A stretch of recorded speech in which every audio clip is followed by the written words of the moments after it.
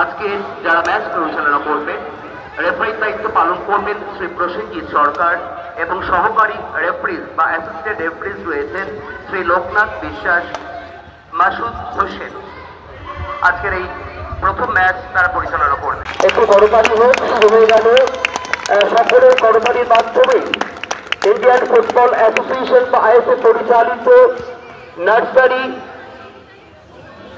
League group B শুরু হচ্ছে। দুটি দলের পরিবেশেই যাতে খেলা সমাপ্ত হয়, কারণ আমরা জানি বাঙালির সবচেয়ে আকর্ষণীয় হচ্ছে ফুটবল খেলা। আজকের এই খেলা যারা পরিচালনা করবেন নামগুলো আরেকবার ঘোষণা করছি। রেফারি শ্রী প্রসেনজিৎ সরকার, সহকারী রেফারি বা অ্যাসিস্ট্যান্ট রেফারি শ্রী লোকনাথ